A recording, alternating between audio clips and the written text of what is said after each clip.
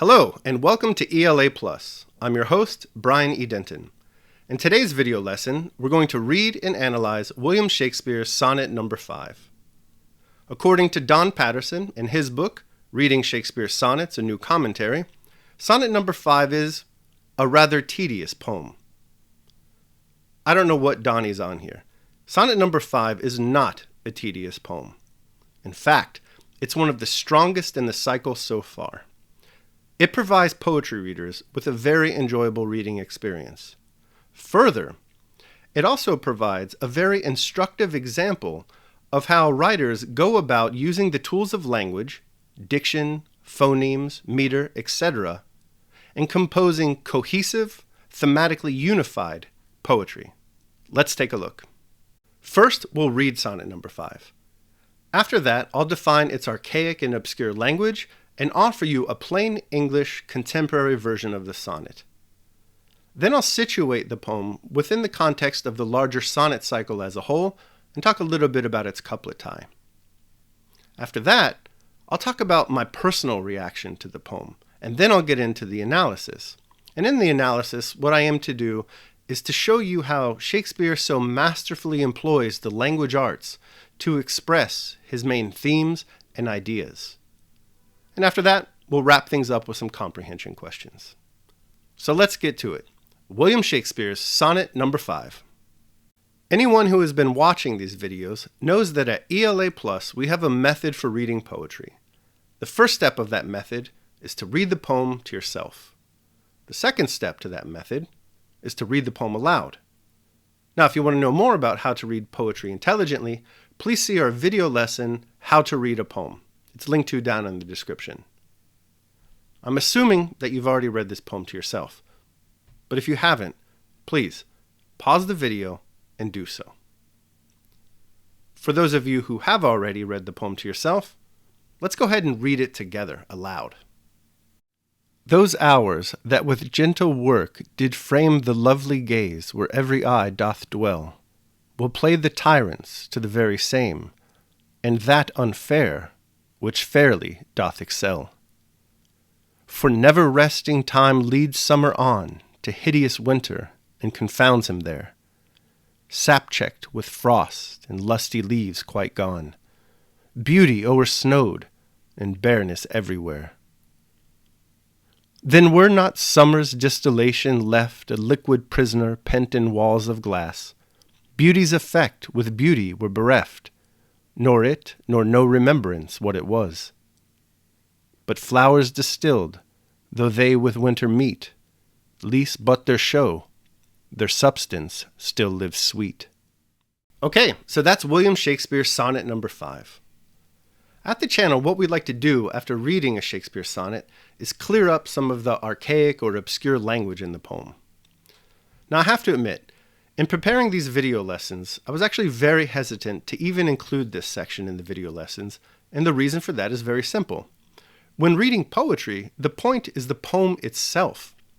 What we're interested in doing is learning how the poet uses language to elicit an emotional or intellectual response in the reader. Poetry, therefore, is the linguistic aesthetic of evocation.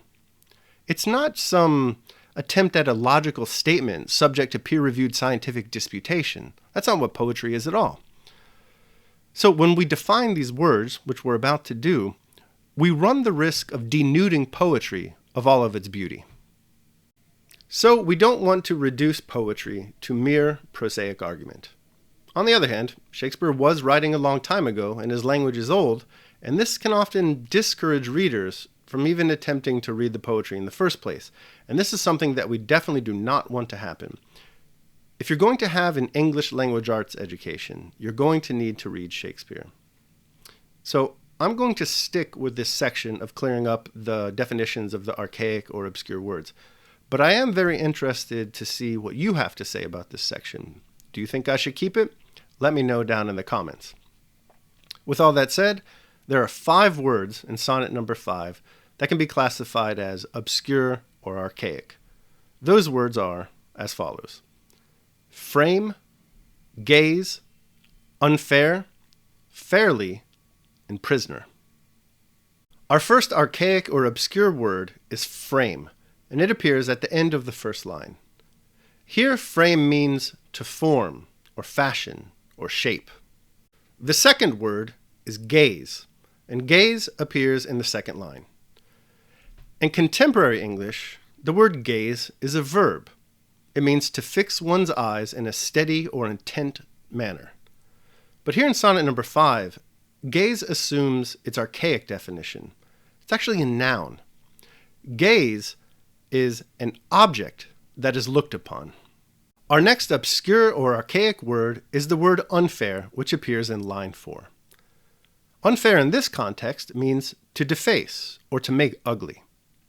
Unfair here is a perfect example of what I was talking about earlier when I said that poetry is so much more than just a simple statement of logical fact. After all, why not have the speaker merely say, "Time will deface your youthful beauty"? That's what the idea behind the quatrain is. Indeed, that's the idea of this whole poem. But it's not poetry. That line doesn't dance in the mind. It doesn't stir the soul. It doesn't pluck the heart. It provides no novelty of expression, and it certainly does not achieve that linguistic aesthetic of evocation like quality poetry should. Okay, I'm getting a little carried away. You understand what I mean. We're going to go deeper into this word unfair later in the video, but for now, we have to define the word fairly. Fairly, also in line 4, can have one of two meanings. First, it can have its regular plain meaning, handsomely or beautifully, but it can also mean completely. As in the context of sonnet number 5, time will deface your youthful beauty completely. And that brings us to our final word, prisoner. Now I bet you don't need any help understanding that the word prisoner is the word prisoner. And you know what a prisoner is. But the reason I bring it up here is because it's going to help me teach you two things. First, you're going to learn about syncope. Syncope is the removal of a short syllable within a metrical foot of poetry. That's what's going on here. The 3-syllable word prisoner is being reduced to the 2-syllable word prisoner. The word has been syncopated. Syncope has occurred. And the second thing prisoner is going to help us understand is the role of the poetry editor, and in particular, his or her practice of emendation. Here we see the original Quarto 1 version of the poem on the left, and on the right we have Stephen Booth's version, the version we're using in our reading of Shakespeare's sonnets. You can see that the original Quarto spells out the word prisoner as we would read it today, albeit with the use of the long S, which was conventional at the time. Stephen Booth, however, in his emendation, has syncopated this word down to the 2 syllables prisoner. As you'll no doubt recall from our video lesson Introduction to Shakespeare's Sonnets, please watch if you haven't already, editors of Shakespeare's poetry engage in what is called emendation. Emendation is the revision or correction of a text. Booth went with this particular emendation because in Shakespeare's time, the disyllabic pronunciation of the word prisoner was more common. So they would say prisoner rather than prisoner. Remember, one of the reasons ELA Plus uses the Booth text is because Booth most closely approaches how a contemporaneous reader of Shakespeare's sonnets would have encountered the poem. Prisoner is a perfect example of this approach to the sonnets. This emendation, it should be noted, also maintains the iambic pentameter of the line, which is important for reasons we'll get into shortly. And now that we've cleared up the archaic and obscure language, we can now offer a plain English contemporary version of the poem. We'll do so on a quatrain by quatrain basis. Up until this point, the hours of your life have shaped a beautiful face. So beautiful, in fact, that everyone wants to look at it. But soon enough in the future, those hours are going to turn against you and start to deface that beauty. Time never rests, and it leads summer on to hideous winter and destroys it there. It freezes all its sap. It removes all its leaves. It snows over everything, leaving behind only bareness. If we don't distill summer's flowers and keep that distillation in a jar, then all the beautiful effects of summer will vanish with the winter, and we'll have no remembrance of summer's beauty. But flowers distilled into perfume when winter comes only lose their outer appearance, and their sweet scent lives forever. So that's the plain English contemporary version of the poem, and we're almost ready for our analysis, but first we need to talk a little bit about its couplet tie and where sonnet number 5 fits into the sonnet cycle as a whole. In terms of the couplet ties, we have two of them. We have the word winter, and then some variation of the word distillation. The word winter appears in line 6, and then down in the couplet in line 13. The word distillation appears in line 9, and then in line 13 in the couplet we have the word distilled. And then we also, in line 14, have this word still. The syllable still, obviously, appears in both distillation and distilled. So there's that. And now I'd also just like to say that sonnet number 5 provides a pretty good example of why we want to pay attention to these couplet ties, as Helen Vindler calls them in her book, The Art of Shakespeare's Sonnets. We want to pay attention to them because they really help focus our mind on the major thematic elements of any given sonnet. And we're going to see how Shakespeare does this in the analysis portion of our video. In terms of where sonnet number 5 fits into the sonnet cycle as a whole, we're still in the young man section of Shakespeare's sonnets. And in particular, we're in the Procreation sonnets.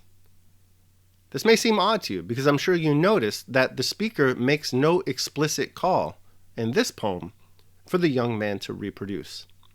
This is something we're going to get into in the analysis portion of our video lesson, which is where we're going right now. In this video lesson, what I'd like to do is introduce a new method of analyzing Shakespeare sonnets. In the previous video lessons, what we did in the analysis portion of the video lesson is just jump right into the analysis. What I'd like to do from this point forward is first offer my personal reflections on the poem, how I experienced it. And the reason for this is simple. The power of poetry is derived from the personal experience with the poem, one's encounter with it. That's why the very first step of ELA Plus's methodology of reading poetry is to read the poem to oneself. Obviously, my reading of the poem is going to be a personal, subjective reflection on the poem. I can't replicate exactly how you felt when you read it, what you thought about, and what you experienced. But hopefully, what I experienced to some degree approximates what you experienced. And so moving forward, just remember what I said earlier in this video lesson, that poetry is the linguistic aesthetic of evocation. We're not necessarily interested in what the poet is saying. Rather, we're very interested in how the poet said these things. So we're going to start with how this poem hit me. That is my emotional, unreflective reaction to it. And then we'll get analytical and logical in our analysis of how Shakespeare employed the language arts tools of diction, phonesthetics, and meter in order to create sonnet number 5. So, how did this poem hit me? Well, first of all, I quite enjoyed this sonnet. And because I quite enjoy all of Shakespeare's sonnets, I'm going to do my very best not to repeat that phrase again in video lessons moving forward. You can just assume that I enjoyed the sonnet unless I say otherwise. Secondly, though, I think what I admired most about sonnet number 5 is its plaintive tone. This is, in my opinion, the first legitimately sad sonnet that we get in this cycle. Now, what about it made me feel so sad? Well, there are those haunting passages of winter's barrenness, or the idea that one is a prisoner in a wall of glass. And this is also the first poem in the sonnet cycle that features no personal pronouns. There are neither any these, nor thous, nor thines. So it's kind of impersonal. There's no human element to connect with. And that's kind of sad. I'm also very attracted to Shakespeare's theme of time being an all-consuming destructive monster. This is a frequent thematic concern throughout the sonnets. In particular, though, sonnet number 5 is very effective in communicating this idea of time's all-consuming marching waste. Lovely. Nothing quite like being reminded of one's inevitable demise and decay. Memento mori. And finally, at least how I read this poem, sonnet number 5 speaks to the tension between the cyclical nature of time on the one hand and mankind's experience of time as linear on the other. And this provides for an even more plaintive reading of the poem, a despairing one even. Because if time is cyclical rather than linear, then there's no room whatsoever for progress. Mankind as a whole is subject to time's destructive passage with no means of escape. And at the same time, individuals certainly do not experience time in a cyclical fashion. We're all going one way and one way only. So just like the young man's beauty is going to be destroyed, so are we. And on that happy note, let's move on to the analysis proper. Because, what are we going to do? Get all upset over the self-evidently tragic nature of human existence? Nah, we got poetry to cheer us up. How we're going to approach this is we're going to engage in a line-by-line close reading. We're going to pay particular attention to how Shakespeare employs the language arts to evoke these feelings of sadness and despair, and also how he uses them to develop his thematic ideas about the cyclical nature of time on the one hand, and also, on the other, time's destructive nature, what Helen Vindler calls, in her essay on sonnet number 5, temporal destruction.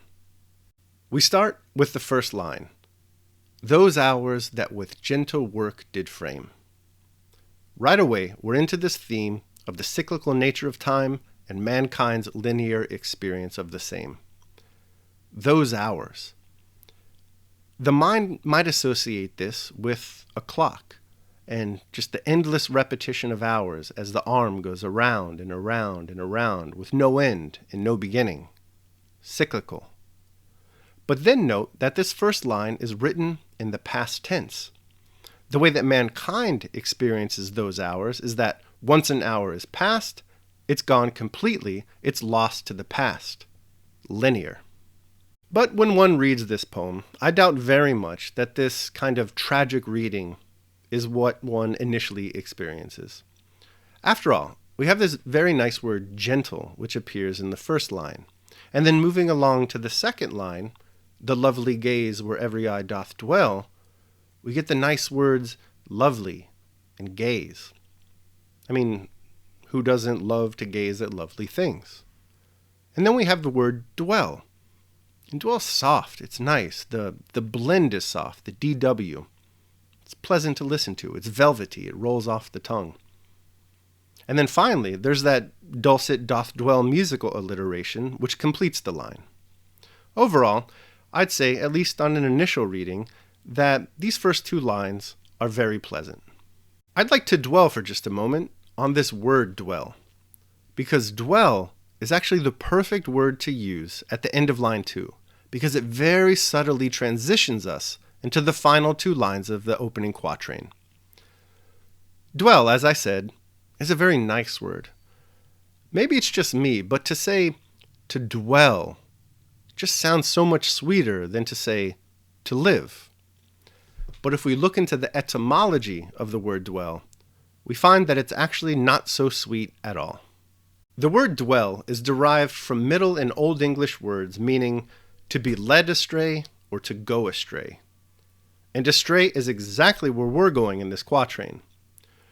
We're leaving behind the felicitous, gentle, lovely gazes, and we're heading to someplace very harsh, relentless, and unforgiving. Let's review these final two lines of the opening quatrain to see what I mean. We'll play the tyrants to the very same, in that unfair which fairly doth excel. I love these lines. The speaker just smacks the young man in the face, and he says, listen, time has treated you very well so far, he's made you very beautiful, but soon time is going to play the tyrant and just completely wreck you. And further, Line 4 of this quatrain is what poetry is all about. Poetry is about a great many things, but part of what it's about is expressing experiential richness and linguistic simplicity while also maintaining artful, novel, and suggestive language to express the poet's subject. And we have all of that here. The word unfair, for instance, is wonderfully multifaceted. It sets off multiple associations in the reader's mind. Does Shakespeare mean unfair as in unjust? Or does he mean, as we reviewed in the archaic and obscure language portion of the video lesson, to deface? So Shakespeare, he could have just said that time will unjustly rob you of your youthful beauty. But he doesn't do that. Instead, he opts for this one simple word, and he packs all those meanings into this one simple word. Good job, William. Bravo. We also have this example of chiasmus in line 4 and the juxtaposition between the words unfair and fairly. Chiasmus is a rhetorical device wherein the element of one phrase is reversed in another. So unfair becomes fairly. This particular use of chiasmus is used to reflect Shakespeare's thematic concern of time's destructive capabilities. So, in youth, time treats you very fair. It builds up your beauty. But, as you age, time plays the tyrant and becomes decidedly unfair, and it destroys all that beauty that it once built up. Before we move on to the rest of the sonnet, I'd like to draw your attention to the structure of this opening quatrain, because its structure speaks to the thematic concerns of 1, time's cyclical nature, and 2, time's destructive capabilities. You'll note that the opening of the quatrain starts quite agreeably. Gentle work, lovely gaze, every eye doth dwell. But then it turns harsh. Play the tyrant, that unfair which fairly doth excel. We're going to see this pattern repeated throughout this sonnet. A sweet start, followed by a quite harsh conclusion. Also note that this quatrain is written in traditional iambic pentameter. Let's go ahead and review the remaining 2 quatrains. For never resting time leads summer on to hideous winter and confounds him there. Sap checked with frost and lusty leaves quite gone, beauty o'ersnowed and bareness everywhere. Then were not summer's distillation left a liquid prisoner in walls of glass. Beauty's effect with beauty were bereft, nor it nor no remembrance what it was. And here we see that pattern I was talking about repeated, don't we? In the first line of the second quatrain, for instance, we get this very lovely line of never resting time leading summer on. Never resting time. It's youthful, it's vigorous, it's full of energy. And it's leading summer on, as if in a dance, it's leading summer. Summer also has a great deal of positive associations. Playfulness, freedom, abundance of vegetation and blossoming flowers, baseball.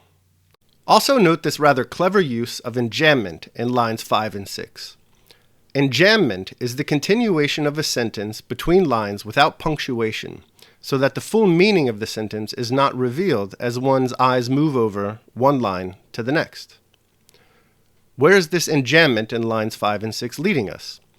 Well, like I said before, there's a positive association to be made here.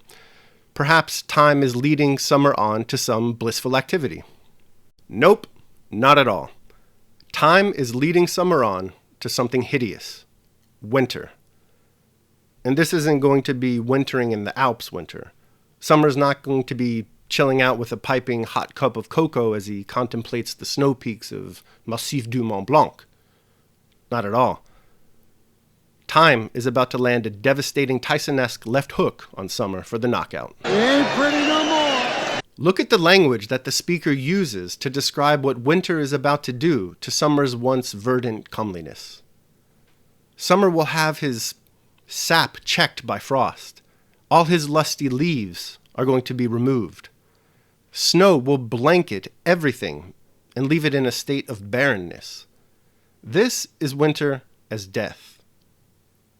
Time, like winter, the speaker argues, is going to destroy all the young man's beauty. So far in our analysis, we focused on diction and phonesthetics and how Shakespeare uses these in support of his themes. But poets can also use meter as an expression of their thematic concerns, and that's exactly what Shakespeare does in Sonnet No. 5. So let's go ahead now and engage in a little bit of scansion to see how and why Shakespeare uses meter to express his themes. So here we see, as we pointed out before, that Shakespeare is using the traditional iambic pentameter in the first quatrain and also in the first line of the second quatrain. So in each of these 5 lines of poetry, you're seeing 5 metrical feet, with each foot being composed of an iambic pentameter.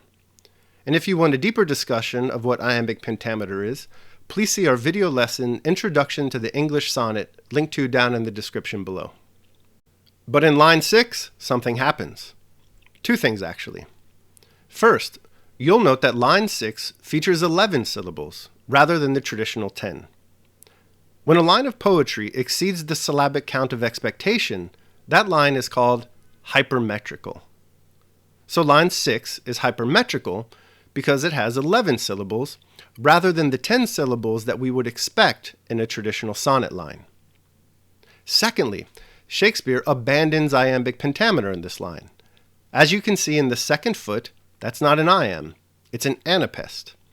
An anapest is a metrical foot of poetry consisting of 2 unstressed syllables followed by a stressed syllable.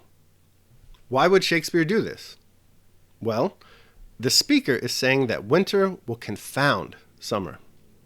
This is reflected in the rhythmical confounding of the iambic pentameter that we're accustomed to reading when we read a sonnet. Rhythmically, we're all expecting an iamb, but we're confounded when we read this anapest. This masterful use of meter provides a subtle, maybe even a subliminal highlighting of the harshness and the violence of winter. In fact, this disruption of iambic pentameter continues throughout the duration of the second quatrain. In line 7, that first foot is a grating and urgent spondee. A spondee is a metrical foot consisting of 2 stressed syllables.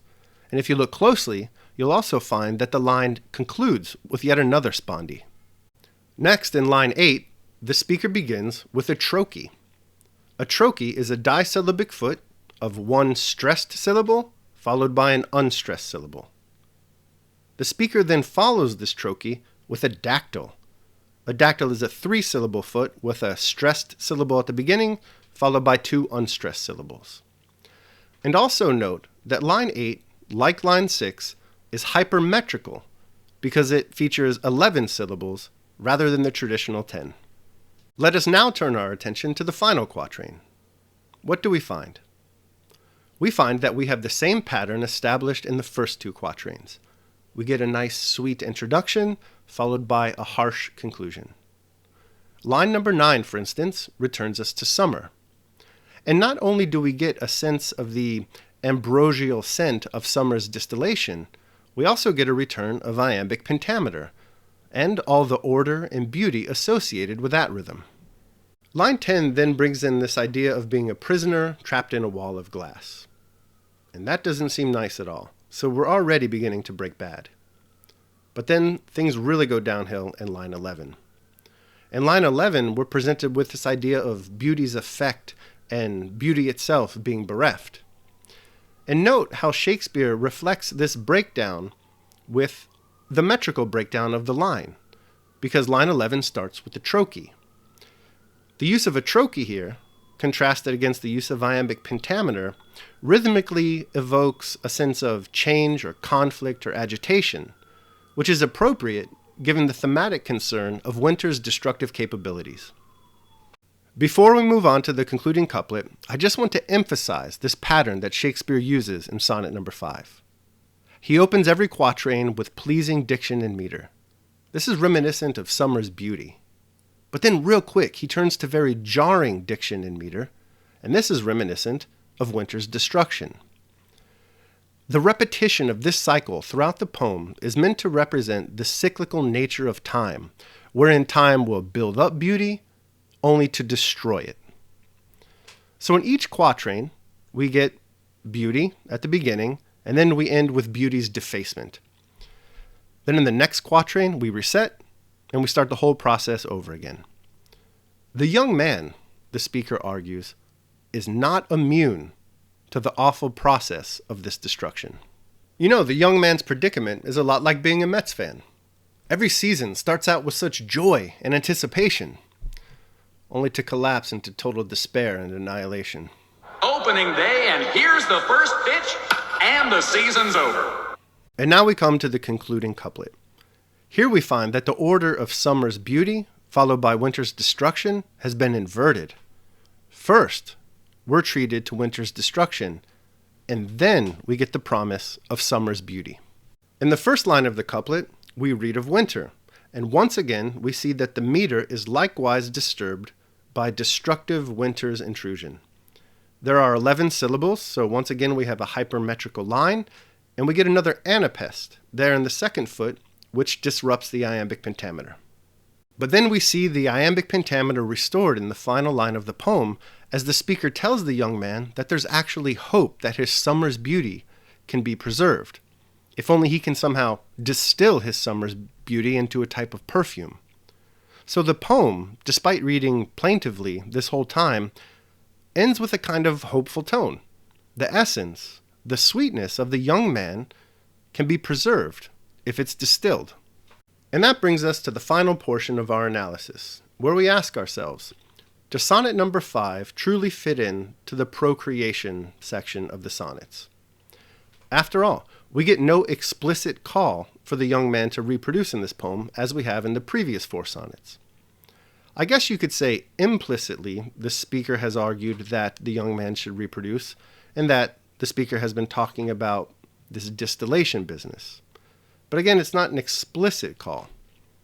But I would say that yes, sonnet number 5 belongs to the Procreation sonnets. And the reason for that is this. Sonnet number 5 is the first of a 2-part sonnet sequence within the cycle as a whole. So we're going to continue with the speaker's argument in sonnet number 6, which we'll read and analyze next week. But for now, that's it for our reading and analysis of William Shakespeare's sonnet number 5. I hope you enjoyed it. In this video lesson, first we read the poem. After that, we discussed its archaic and obscure language. We situated the poem within the context of the larger sonnet cycle as a whole, and we also discussed its couplet tie. Then I shared my own personal reaction to the poem, and I followed that up with a close reading analysis of the entire poem. And with that, we can now move on to our comprehension questions. Number 1, and as always, this is the most important question to ask yourself. What did you think of sonnet number 5? Number 2, where does the poem fit into the sonnet cycle as a whole? Number 3, where does Shakespeare break with iambic pentameter in this poem? Number 4, how does Shakespeare break with iambic pentameter in this poem?